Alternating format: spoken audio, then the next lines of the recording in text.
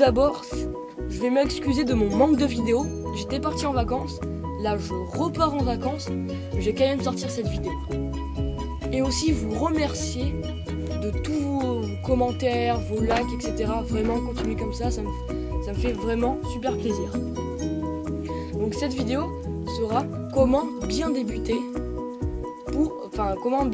dans la pêche. Bon, tout d'abord, la pêche, comme tout le monde le dit, c'est toujours un peu de chance. Mais cette chance, il faut la provoquer avec des cannes, des moulinets, des bons leurres, du bon fil. Donc cette vidéo vous expliquera généralement, pas en détail.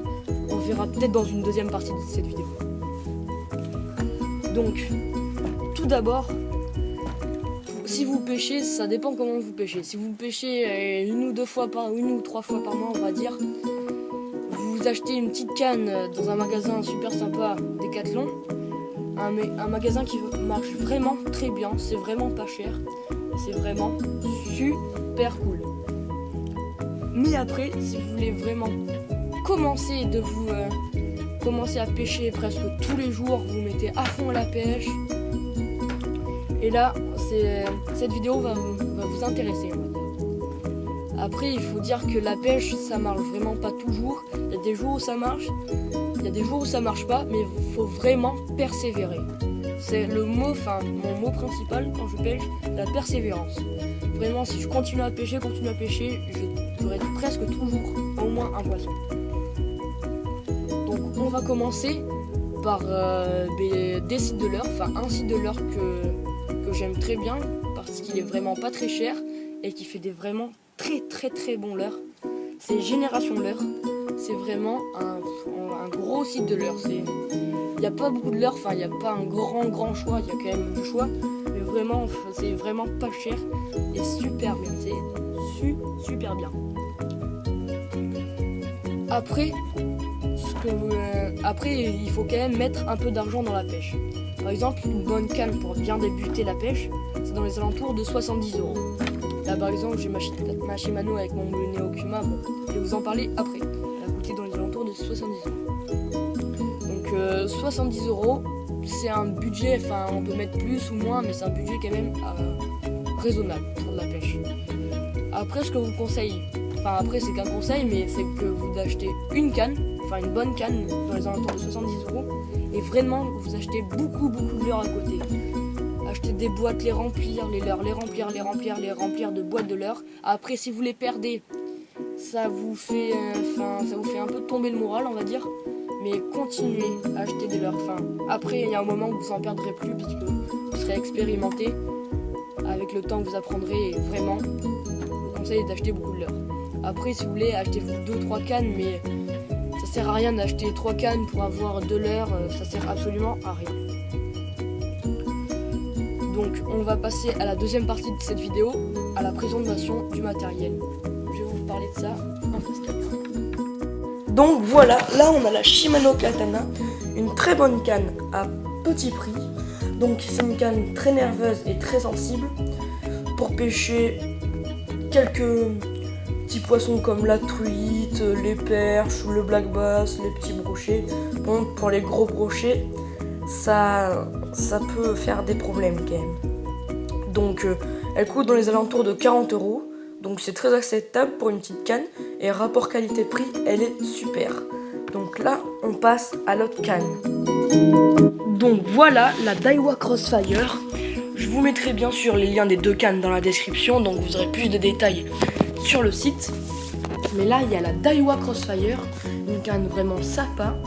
Elle existe en 7,21 grammes et la 7,21 grammes est vraiment super polyvalente. Elle peut pêcher tout, que ce soit la truite, les gros brochets, faut pas exagérer non plus, mais c'est vraiment une canne super, rapport qualité-prix. Les deux cannes sont en 2 brins, donc c'est assez facile à transporter. Donc pour voyager, je vous conseille les 3 brins, mais là je vais pas vous présenter les 3 brins. Et là, on passe au moulinet. Donc là, on passe au moulinet. Donc là, on a le moulinet associé à la première canne, le moulinet Katana. Là, on l'a en 4000, mais il existe en 2000 aussi, plein de choix différents. Donc ce moulinet en 4000, on va dire. Il est très polyvalent, on peut pêcher en eau douce et en mer avec. Je connais des gens qui pêchent en mer avec le 4000. Il est vraiment super sympa, il a un très beau design.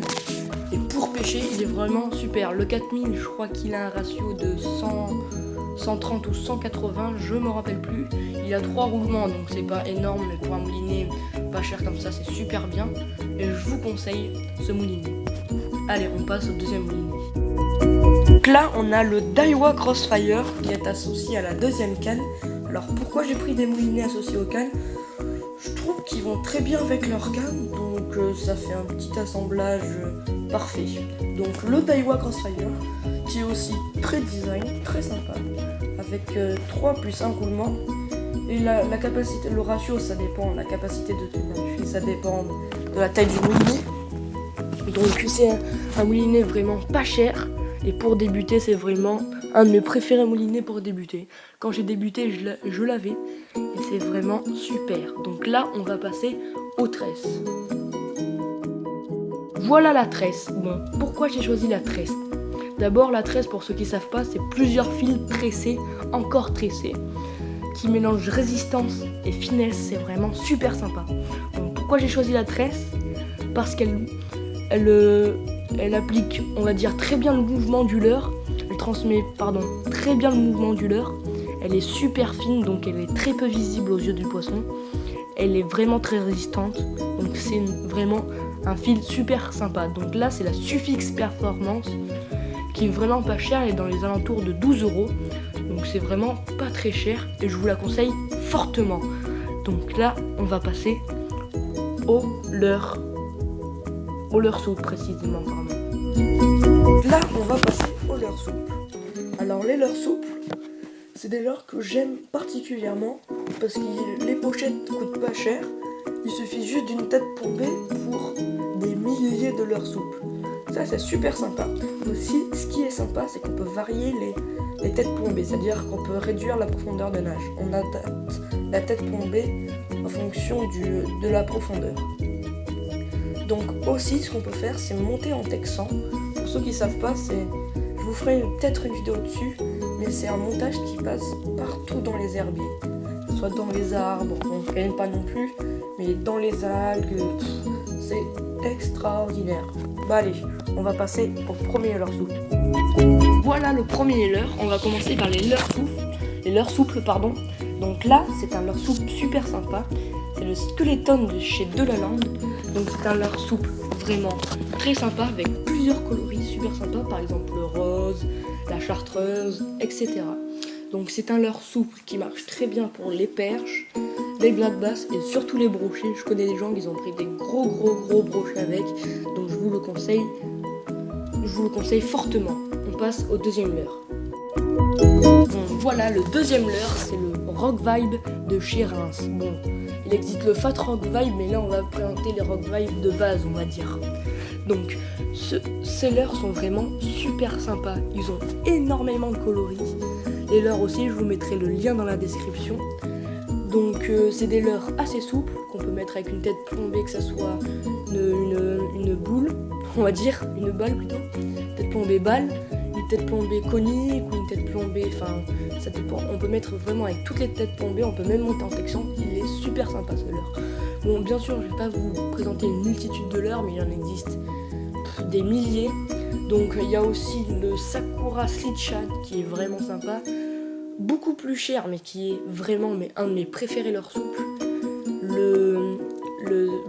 Le Sawamura One Up, le One Up Shad, il est vraiment super sympa. Allez, on passe maintenant au spinner. On va passer au spinnerbait. Alors le spinnerbait est super sympa car il passe énormément dans les herbiers et aussi il mélange vibration, on va dire, parce que il y a plusieurs roues qu'une seule palette qui font des vibrations. Alors je vous conseille d'avoir au moins un petit spinnerbait dans sa boîte parce que ça sert énormément. Allez, on passe à la présentation du spinner. Voilà, on a le spinnerbait Sakura Monarch, qui est un de mes préférés spinners parce qu'il a plusieurs coloris. Déjà, il y a une multitude de choix. Les palettes sont vraiment sympas et la jupe est vraiment super sympa. Donc, comme vous voyez, la hante du petit spinner n'est pas une boucle, donc je vous conseille de rajouter un élastique. Je vous ferai peut-être une vidéo sur les leurres où je montrais ça.